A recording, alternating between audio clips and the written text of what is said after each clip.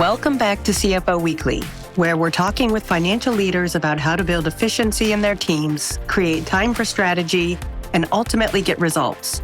This podcast is brought to you by Personiv, the trusted leader in finance and accounting outsourcing for over 30 years. See how Personiv's customized solutions can help you streamline your operations with teams that start as small as one. Visit the website at personiv.com to learn more. I'm your host, Megan Weiss. Let's jump right in. Today, my guest is Dhiraj Rajaram. Dhiraj is the founder and chairman of Mu Sigma, the world's largest pure-play analytics company. Currently, Mu Sigma works with over 140 Fortune 500 clients. Dhiraj is responsible for the company's vision and strategic direction. As an entrepreneur at heart, Dhiraj is passionate about systemizing the art and science of problem solving to be done at scale. Before Mu Sigma, Dhiraj advised senior executives across a variety of verticals as a strategy consultant at Booz Allen Hamilton and PricewaterhouseCoopers. Dhiraj holds an MBA from the University of Chicago. Dhiraj, thank you very much for being my guest on today's episode of CFO Weekly. Hi, Megan. How are you doing today? Thanks for having me. Yeah, I'm great, and I'm excited about this topic. Today, we're going to be discussing the financial benefits of systemizing decision-making, as well as the art of problem-solving framework. We'll also be talking about the internal and external data to use within this framework, and why it is that finance organizations don't always prioritize decision-making. And finally, we'll take a look at some actual case studies. Dhiraj, I'm looking forward to learning about you and from you, so let's get started. Great. First, let's start with just kind of a brief overview of your career and your professional journey to date so that the audience has some idea of your background. So I started off my life as a programmer, working for PricewaterhouseCoopers, which became IBM. Went on to get my MBA in finance and strategy at University of Chicago, the Booz School of Business, and then worked at Booz Allen Hamilton as the strategy consultant. Post that, and actually while at Booz Allen, came up with the idea of helping organizations change the way they think about problem solving and built on the use of data to a large extent. And this was back in 2004 when there was no word called big data. There was a word called analytics, but not very popular. So we kind of went on to become one of the initial companies in this space of advanced analytics, which later became big data and machine learning, and now it's called AI and all of those things. But the broad theme around all of this is that we are in the business of helping people make better decisions. And a good decision is one which is more true and happens, and the time to truth is lesser and lesser and lesser. So it's an optimization between the big T, truth, and the small t, time. So that's where we come in. We work with more than 1/3 of the Fortune 500 companies. We went on to be India's first unicorn, one of the India's first unicorns, and the first unicorn in this space. In 2022, we were the third most profitable unicorn in India. We took about $14 million of primary capital and recently returned about $900 million to our investors. So it's been a good ride. Yeah, an incredible journey for sure. Yeah, and I would never expected to be on such a journey. But more and more I'm on such journeys, I feel like the fact that things happen to you and you make things happen are both concurrently true. So that's my background. Looking forward to engaging with you on questions that could be relevant for CFOs. Yeah, absolutely. And you've been the recipient of many accolades over the course of your career, but what recognition have you received that's meant the most to you? Perhaps from a perspective that it advanced your reputation or was vindication for some work that you were very proud of? There's nothing that can beat recognition from my alma mater at University of Chicago. So I won a Distinguished Alumni Award, and that's something I treasure pretty much more than anything else. Congratulations on that. That's amazing.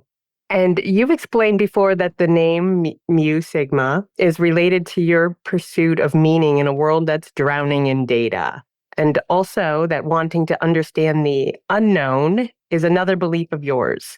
So in the world of data analytics, where are those great areas of unknowns that still fascinate you today? The name comes from this perspective that Mu stands for expectations, and sigma stands for variance from those expectations. It could be surprise or disappointment. So if you think of all of the insights that come to us, all of the decisions that we take, it's an interplay between mu and sigma.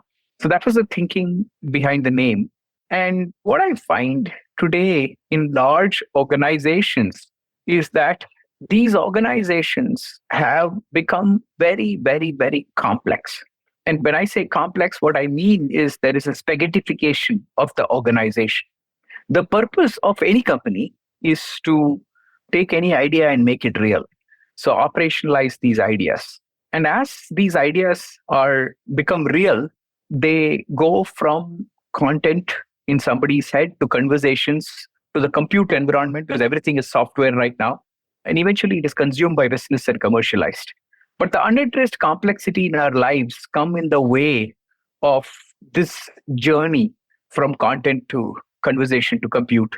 There's a lack of transparency of all the content. There's a lack of persistence of the conversations. And eventually there is a lack of cumulativeness of the work that we do in the compute environment. We'll end up doing anecdotal work. The role of a finance department in many of these organizations is to be a traffic police of ideas. You want the good ideas to move faster and slow down the bad ideas. That's what you want to do. And if the finance department is not closely integrated in the decision sciences world, in the data and analytics world, it's going to be more and more difficult for the finance organization to make that happen. So our perspective was that you got to be more data driven. You got to help create a transparency of all the content. You got to create persistence in conversations in the organization. You got to create a cumulativeness of the work, move from projects to programs. And for all of that, you need a new way of thinking about problem solving. You need a new kind of kitchen. And that's where we came up with changing the way one thinks about problem solving, moving from problem solving as entities to problem solving as interactions. And we built an entire set of suite of things, which includes artifacts in process, platforms, and people all coming together. And that's what we call our art of problem solving ecosystem, which we use in many large companies, be it large software companies, retailers, airlines, pharma companies, across variety of functions.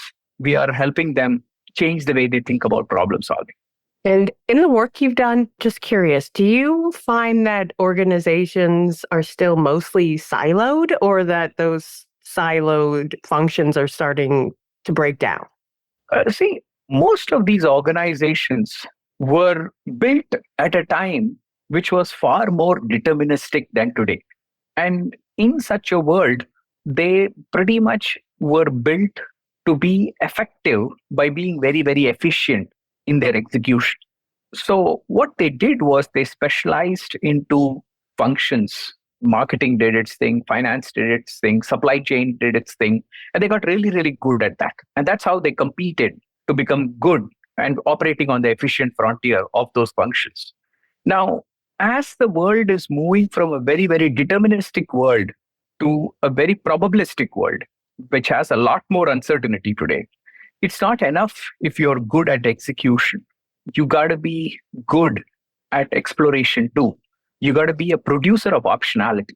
A world of uncertainty requires an organization to be producers of optionality.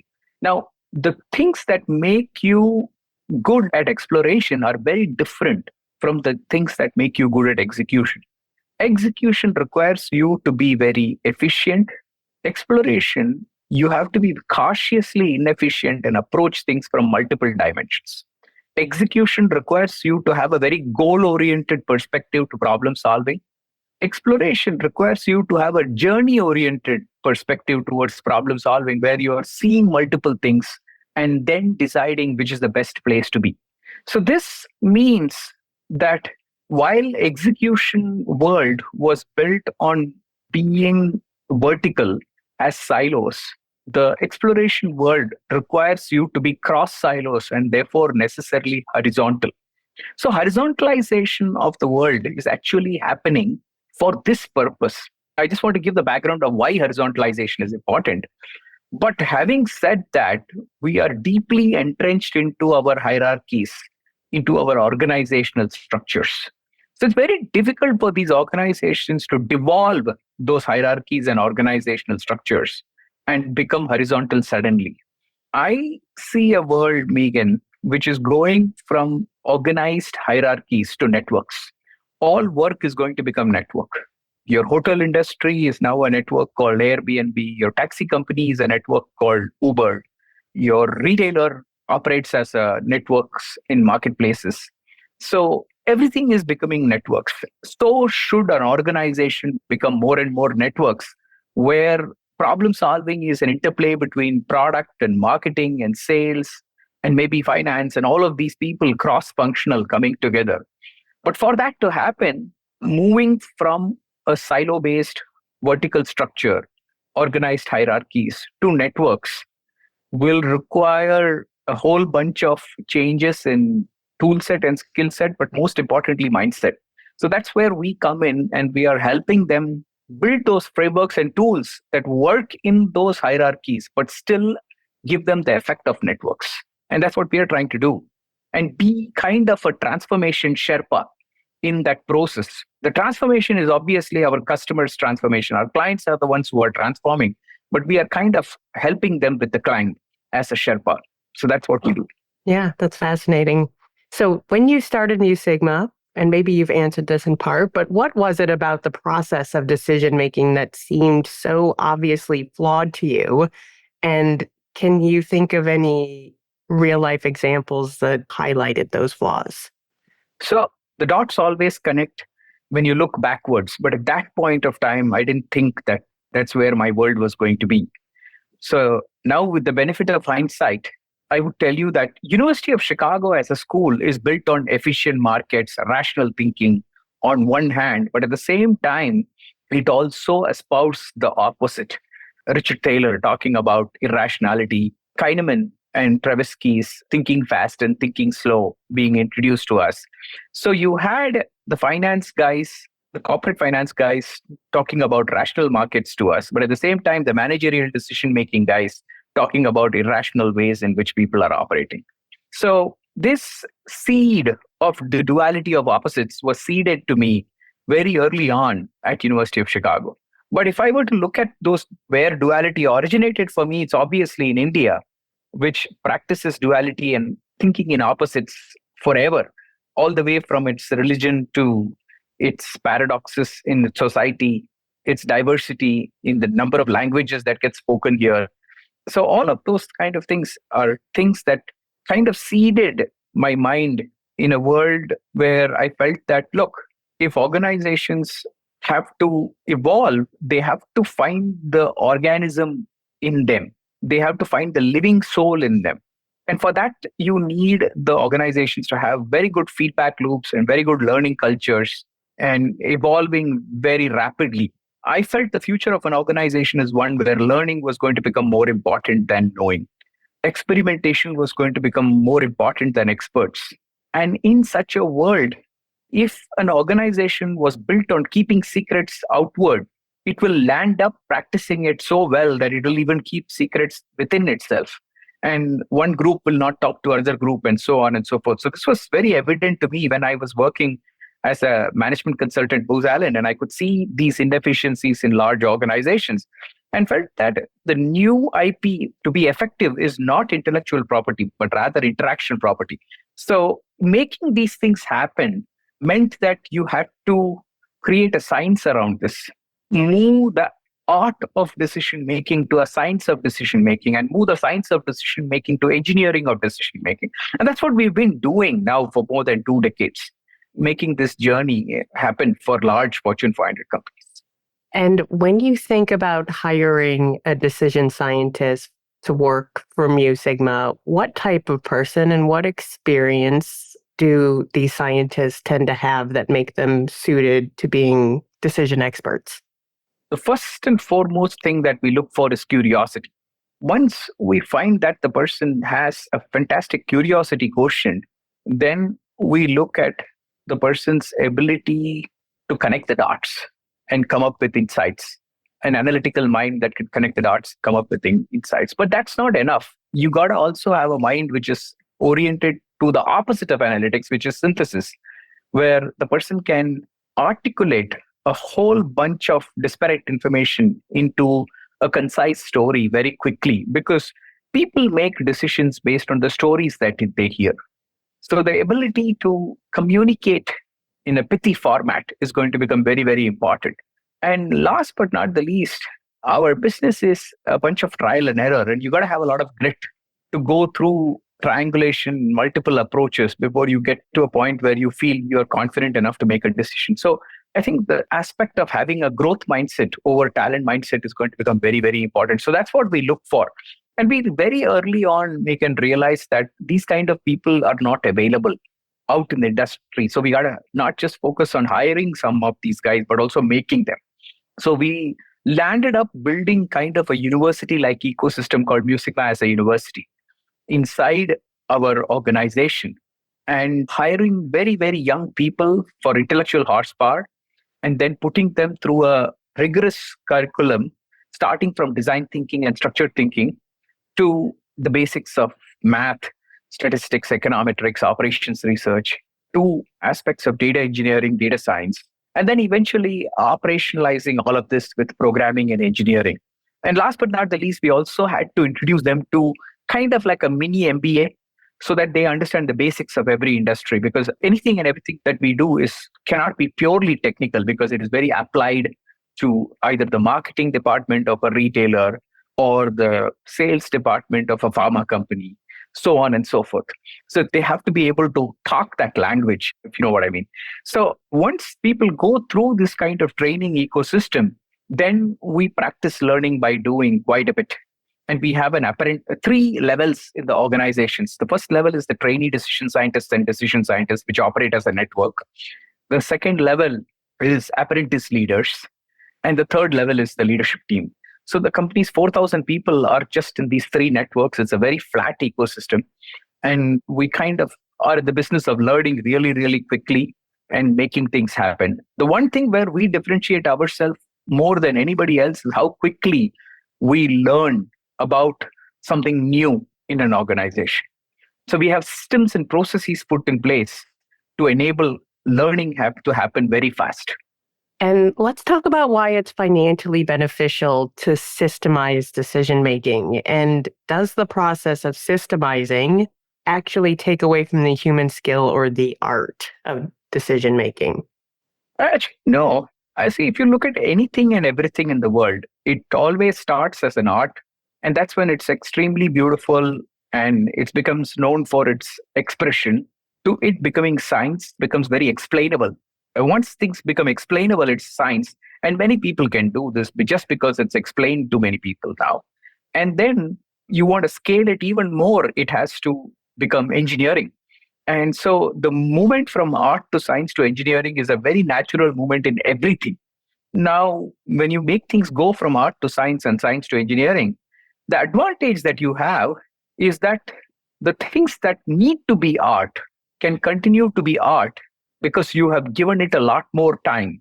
And the things which can be automated is automated as much as possible. So basically, you get more time, relatively more time for art, and thus relatively more time for creativity.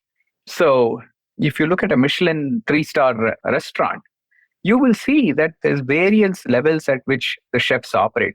Maybe the big chef who is kind of dreaming up the next generation of food. But at the same time, you have a whole bunch of people who specialize in cutting the vegetables, curing the meat, and this and that and everything. So it's kind of, he has got his ability to automate things at various levels using people and processes and maybe even devices to build an industrial kitchen so that he can focus on his creativity. Similarly, in large organizations which are preparing themselves for a world of algorithms, they need to ask themselves, what does it mean to be prepared for a world of algorithms? An algorithm, when you're in the world of algorithms, all the insights that are happening are actually algorithms. And an algorithm is a network. Now, you got to ask yourself, if an insight is a network, then how should learning happen and how should knowledge exist? Is learning going to happen using individual questions or question networks? And is knowledge going to manifest as databases or knowledge graphs? So when knowledge graphs, so for a world of algorithms, You need knowledge to be networks as knowledge graphs and learning to be question networks. So those are all things that are going to be required for a world of algorithms, which means that a world of algorithms is going to require you to change your kitchen because you're going to make new kinds of food. So that's why systematizing is going to become very, very important, and new systems have to be created in line with everything else that's happening. So that's where we come and help people in evolving into these new systems, because we are seeing patterns across multiple industries going through the same journey. Yeah. And I know that that journey is not an easy one, and that a lot of people don't even know where to start. Yeah, but also I must tell you, many organizations have made a lot of progress. It's not going to be a linear, straightforward journey. It's going to be something where you'll have to get a few things right, make some mistakes, but keep moving forward. And you've mentioned learning over knowing and extreme experimentation over experts. So I'm just curious how CFOs can embrace these principles to foster a culture of innovation and continuous improvement in their own organizations. Well, I personally think that a CFO needs to have a decision science group within his organization. And also, I would say that the chief data officer or the chief analytics officer should either report to the COO or the CFO. It depends on how activist the finance department in the organization is. If you're a company like GE, which used to, at least long time back, used to have a very, very activist finance group, then it's not a bad idea to have the analytics department in the finance. But I think the chief data and analytics officer has to work very, very closely with the CFO. So that's how I see it. And you've also mentioned that Mu Sigma supports 1/3 of the Fortune 500 companies. Can you share some success stories from the work that you've done with these companies, or some case studies that demonstrate where Mu Sigma has helped CFOs and financial decision makers achieve tangible results through data-driven strategies? One example, I mean, look, we work across many functions in large Fortune 500 companies. But from a CFO perspective, one of the things that we've kind of worked quite a bit on is financial planning and all of the analysis and analytics and mechanics that we have to create to shorten the financial planning cycle. And also creating a lot more optionality with real options in financial planning, so that when something happens which is not the norm, like for example, we just had a supply chain disruption because a bridge collapsed in Baltimore, or the chip industry having a sudden shortage from an auto industry perspective. All of these are like war that happens in Ukraine. So any of these things could result in global supply chains being affected, and financial planning will have to quickly respond to this. And all of this means that your financial planning cycle better be shorter and shorter and shorter. So these are kind of things that we help organizations with lots of analytics, and simulations are a very key important tool in making all of this happen. And organizations today are drowning in data. So which sources of internal and external data do you and your decision-making framework prioritize? That's a very difficult question to answer. There's no right answer to that. I can only give you a broad perspective that I have, which is that the three kinds of data. One is data that you have easy access, that you want to be able to use. Data that is not inside your organization, but you can scrape and get it from public ecosystems. But the most interesting data, which creates a competitive advantage for you, is data that you create. And you create for the purpose of a problem space or a hypothesis that you are looking to validate. Because those are the kind of insights which others will not be thinking of, because that data is not easily available. So you know the joke about looking for the keys right under the lamp because there's light there. You don't want to be in that trap and just look at data that's easily available. So that's how I would look at patterns. But I think you're very right about the fact that the noise to signal ratio is something that we all need to be thinking about quite a bit, because there's so much data that sometimes you could be literally drowning in it. We had a large bank who was going through serious challenges with their regulatory reporting and working with regulators. And literally every day, a report that goes, which has literally 1 million fields in it, And I'm not even exaggerating. It could be like a million things that could go up and down. And even if one of those numbers are incorrect, the regulator is going to categorize that whole report as something which is not meeting his requirements. This is an example of drowning in data because the regulator is going by a rule. The bank is stuck with the regulator going by that rule.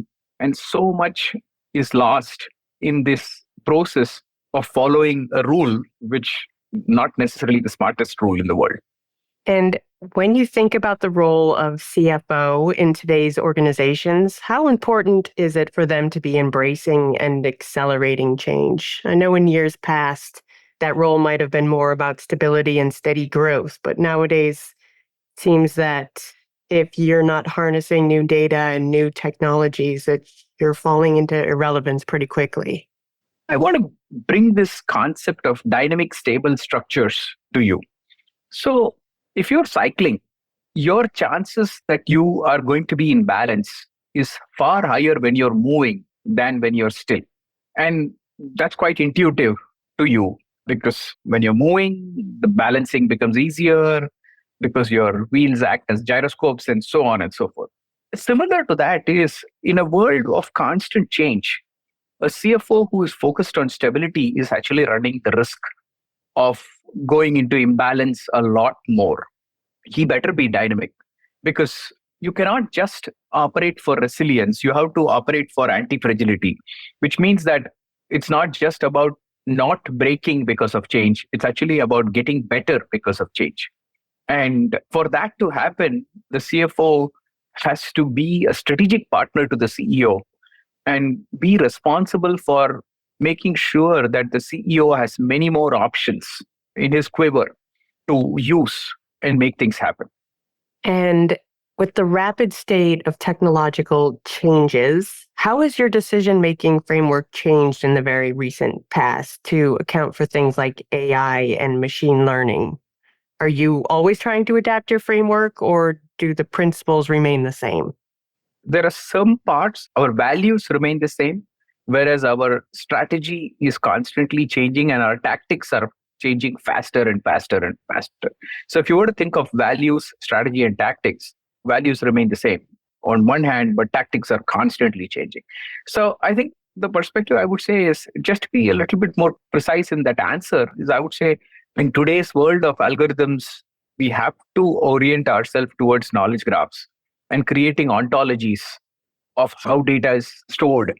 And the second thing I would say is that you got to work on solving specific problems and catering to the urgent needs, but you also have to work on creating a better art of problem solving and building that kitchen. So while you're making new kinds of food, you have to constantly work on building a new kind of kitchen too. So both of those things have to work in parallel with each other. So you're literally kind of improving the engine as you're driving the car. So that's something which is hard, but has to be done. And last question, in today's turbulent world, what is it that keeps you up at night as you think about the future? The thing that keeps me up is the breakdown of social structures in a world of AI. You're going to see more and more people not belonging to what I would call the useless class. And many of these jobs will need lesser and lesser and lesser people. As that happens, our social structures have to evolve very, very quickly to support such a world where the Pareto is going from 80-20 to 98-2. More and more wealth is going to accumulate with less and less people.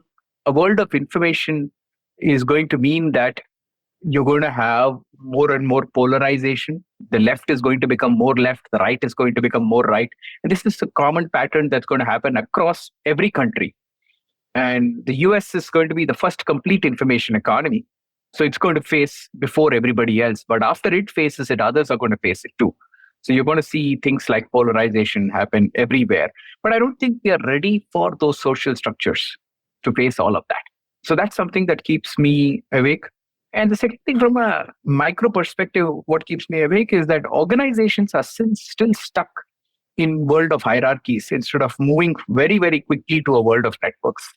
So I see that many of them are going to be disrupted just because of the fact that they have not moved fast enough to a world of networks. Dhiraj, thank you very much for being my guest today. This has been a fascinating conversation. Thanks, Megan. I appreciate you having me with you. Yeah, I really enjoyed speaking with you, and thank you for finding the time to be here with us today. I wish you and Mu Sigma all the best as you tackle all of the problems that you're tackling. Thanks again.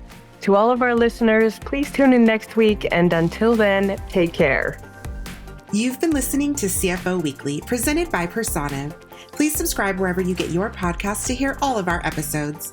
Want to learn more? Check out personiv.com. Thanks for listening.